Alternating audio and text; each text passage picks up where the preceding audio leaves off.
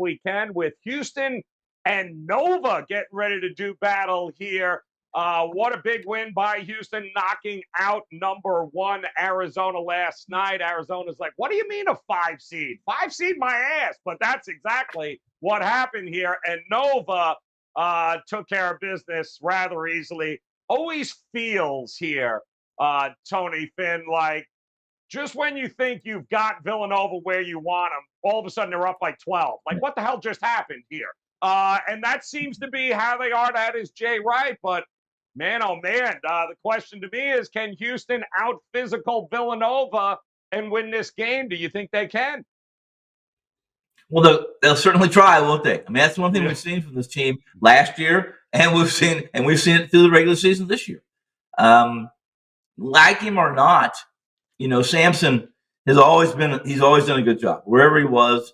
Maybe say Indiana, he wasn't great there, and he got himself in a little bit of trouble. But Oklahoma, he had these kind of teams too, and it's going to be interesting. Let's put it this way: I think I give Jay Wright a big edge. I give Gillespie a big edge. I give Villanova a big edge because this is a team that, while Houston has some experience.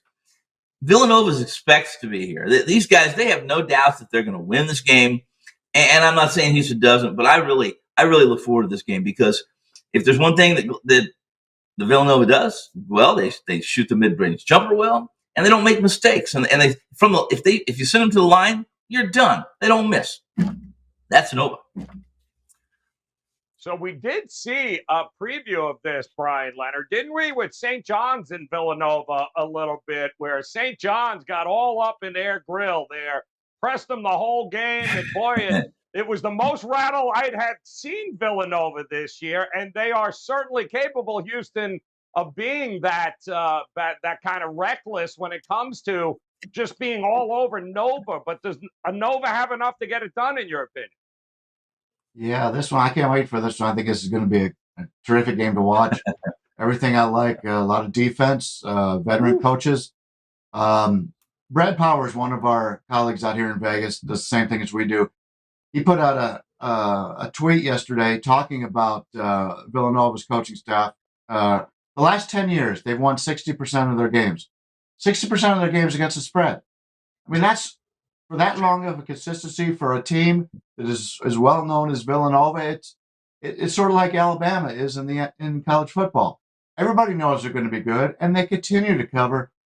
Jay Wright's done a terrific job. Villanova's a very good team. Houston's a team that probably has the best starting 5 left in the tournament, I would guess. But this game is being played in San Antonio, so it's going to be a home state game for Houston. So it's tough for me to go against a team playing in their home state, but either one of these teams come out of this game, they're live to win it all.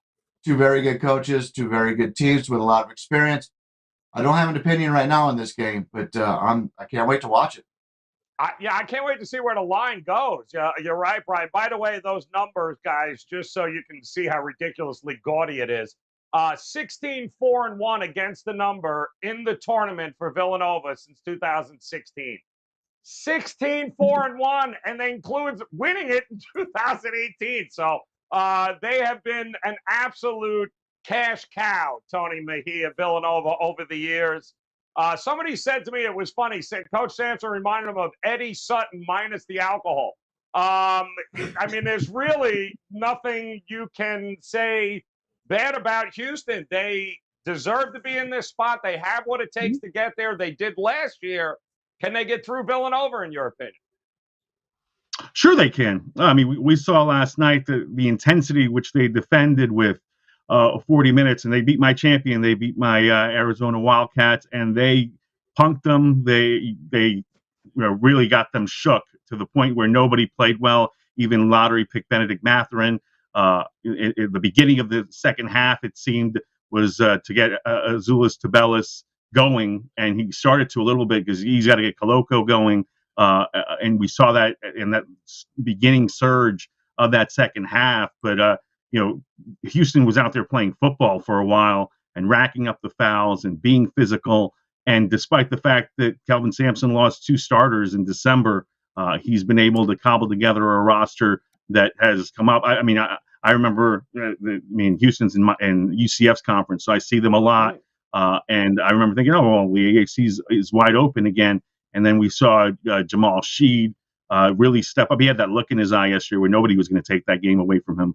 And down the stretch, we saw Kyler Edwards make big 3-pointers. That, I think, swung the game to keep it from a situation where Arizona could steal it. But look, the big variable here is what's up with Colin Gillespie's knee. Because we were watching the end of that game when they were fouling down the stretch, Michigan was trying to get back in it. Gillespie really went down in a heap, and he obviously has a history of injuries. So I would like to investigate that. I think the line swings on that. I run scenarios for my numbers.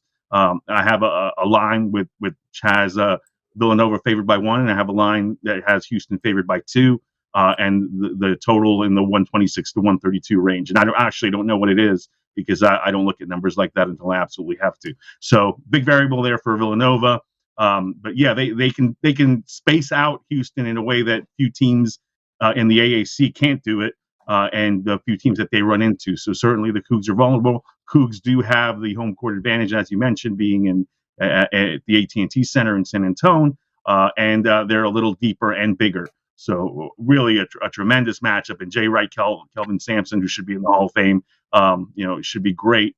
Sampson, he cheated by making phone calls. He didn't pay players. I think we need to get over that on that. So let me get off my soapbox on that, and I'll have a play on this tomorrow. But again, it is contingent on Gillespie. And the one last point I'll make, if you like Villanova, they'll cover for you because down the stretch you put Gillespie on the line. He's a 90% free throw shooter, and then you got Caleb Daniels and Tremaine Samuels and Justin Moore, who are all 78 or better. So if you're fouling down the stretch, as Michigan found out, that was a 4-point game, even though it shouldn't have been late in the game, and Villanova was able to space it out. They can do that against anybody.